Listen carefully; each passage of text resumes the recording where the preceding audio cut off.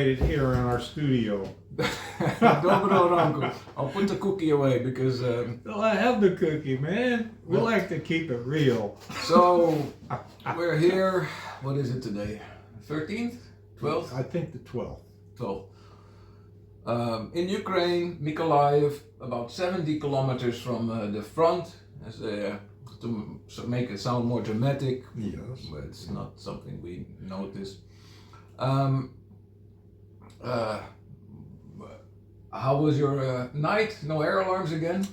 I didn't hear them, but and I tell you the truth, unless my windows are open, a lot of it is sound deadened, and it depends which alarms went off, and sometimes the pitch or whether my heater's running.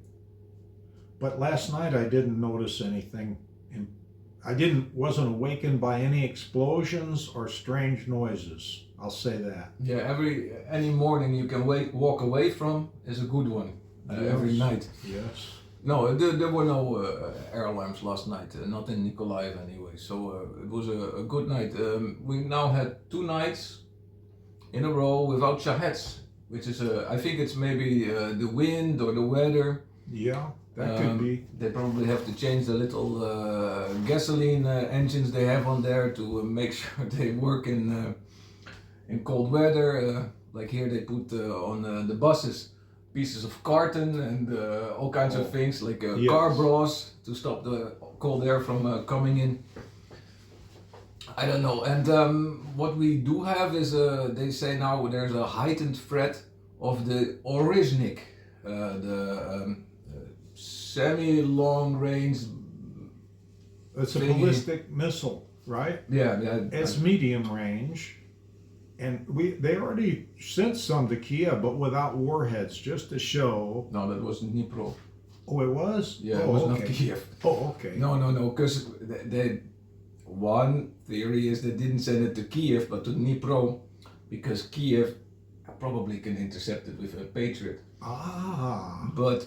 Okay. Because it's like lots of Russian weapons, it's pure bluster. Yes, They say this is the best weapon in the world. And then a drone flies by and blows it up. Yeah. Like a S-400 system. Well, but you think they wanted us to see their best weapon? See, this is how you start thinking when you're in a war zone and you hear these many theories. Some of them are not crazy, by the way. Well, not until they're proven not belonging to reality. I think any theory is worth checking out. Absolutely. But but today and tomorrow. We got news that there's a heightened risk of them using the Oreshnik they threatened to throw it on Kiev. I don't see it happening because I think they might be able to catch it mid-air and then they're gonna look like silly people with their bomb that can be intercepted. But so today and tomorrow between 8 and 10 was the which is like very precise. Window, yeah. There's a chance of this thing falling on probably Ukrainian city. I would guess one without huge air defense. So Mykolaiv, but it's not well known enough. It's not big enough, I think, for this thing.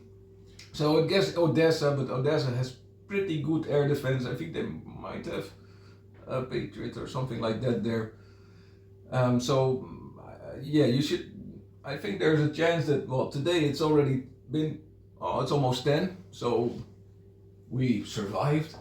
And did they say whether they're going to arm the Oreshnik this time?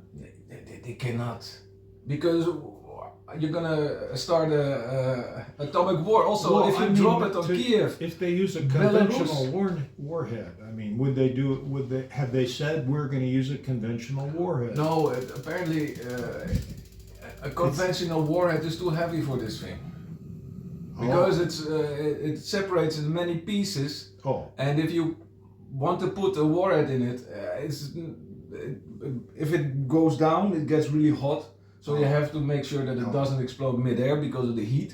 Okay. There are many things that it's not really suitable for Yeah. conventional warheads. I just wondered because I could see that would be a. I'm sure that there are people would love that kind of terror to see a Ukrainian city hit by an intermediate range ballistic missile. Yeah, but does it do more damage than like a COP, the flying bomb that they shoot at Zaporizhia Right, now? right. At the, I don't know. if Yeah, it's you- hard. Who knows what they want to do? I don't know. yeah, but also like this thing is like it's labeled. Oh no, it could be an atomic bomb, and that's why it's very scary not to yes. us.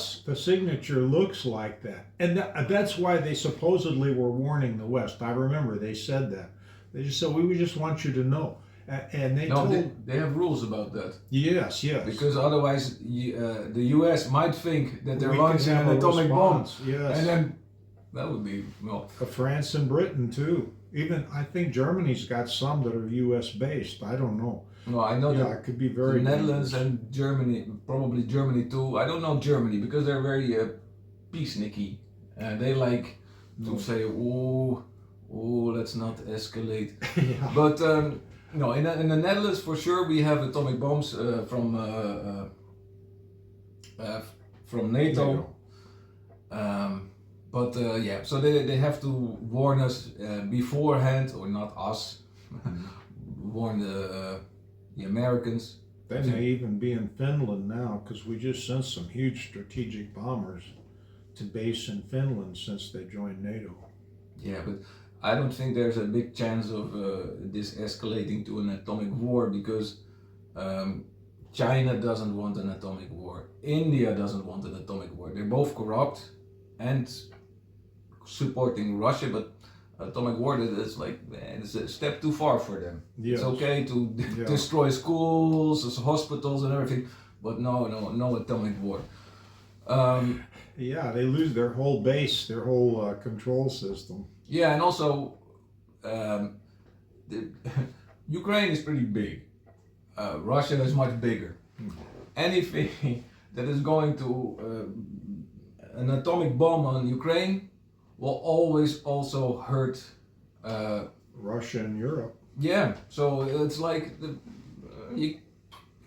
I don't see like what are they gonna do? Gonna flatten Kiev or something? And no, because Kiev, it's Belarus. They're really close. Yes, yes. If you ever went to Chernobyl, I've been there. It's like 20 kilometers or something, maybe a little further from the Belarusian border. Mm-hmm. So they had actually the Belarusians had more problems with the radioactive cloud from Chernobyl than because it depends on where the wind is. Yeah. So I don't see this. And that going stuff into goes into the water and runs downstream and gets into your layers of the aquifers, etc. Yeah, in Europe we couldn't eat vegetables from the garden during this time, but yeah, I don't see it. They'll be selling Geiger counters everywhere. I have one. You do see. It went off and it really scared me Oh, because shit. no, it's a stupid design.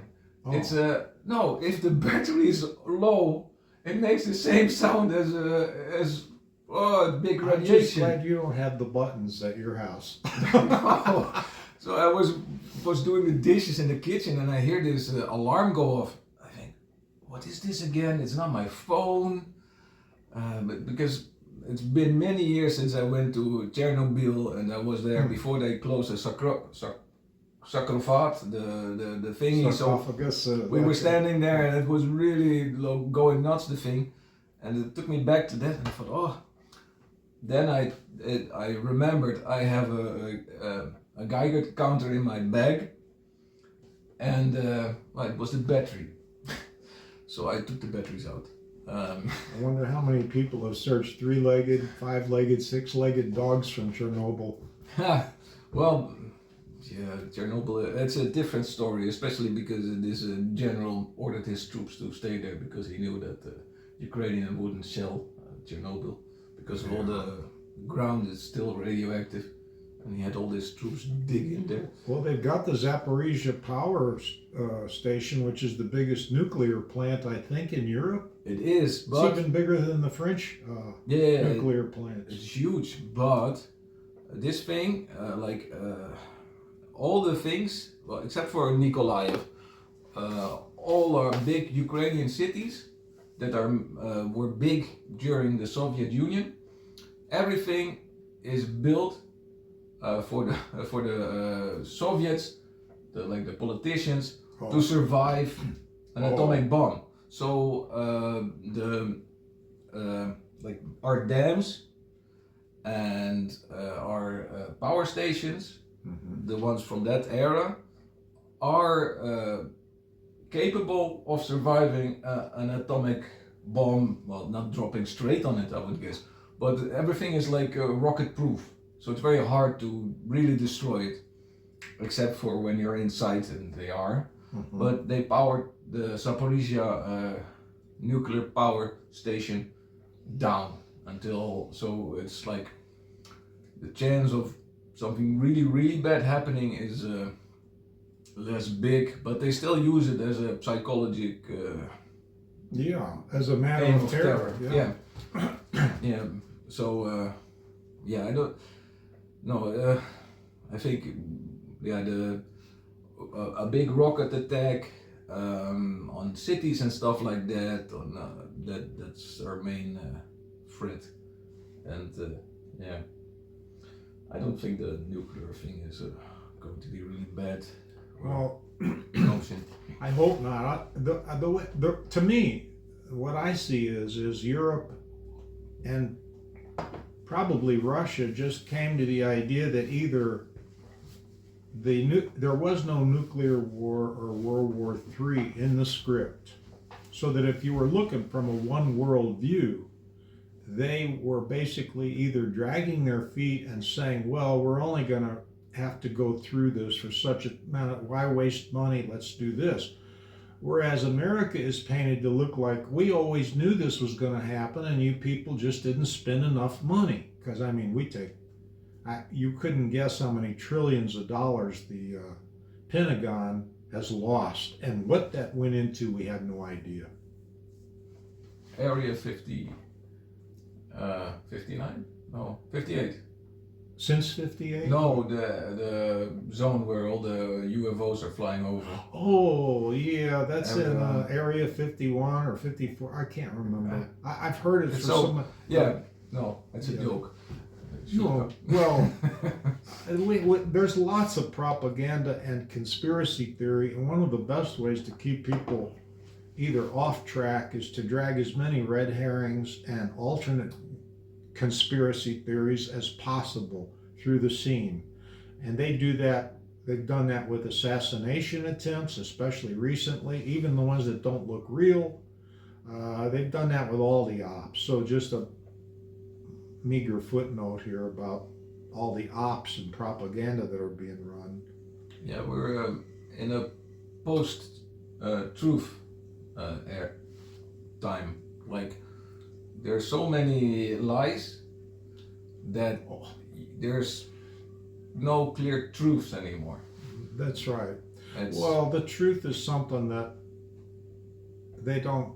I mean, history can be written whatever you want the truth to be in retrospect, but the truth, if it's a serious issue, they're not going to let that out, just like we were talking about AI. They're not going to let it out till they want to, till it's beneficial.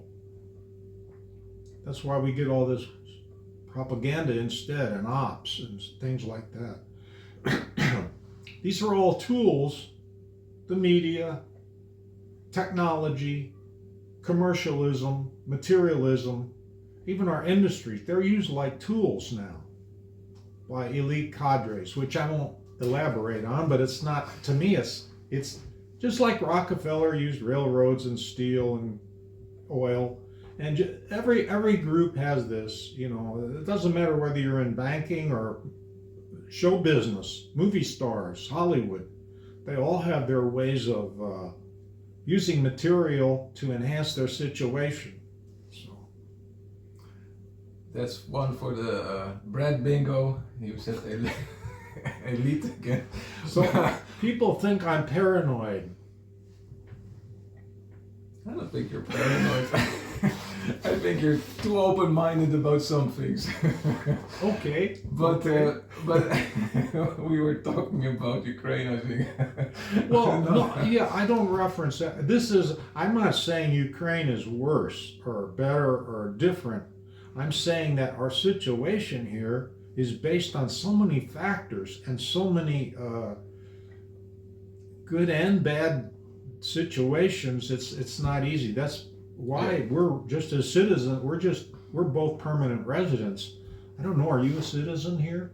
I'm a permanent resident, Yeah, me because too. if I would take a passport, I would not So- be sitting here, I think. We're definitely invested and we love the place, but it's not a matter of that we actually really know. So that's why we talk about it. Yeah, but the danger with conspiracy theories, in case of, like, for example, the war we have now, is that people will shift the blame to something that it's easier to live with.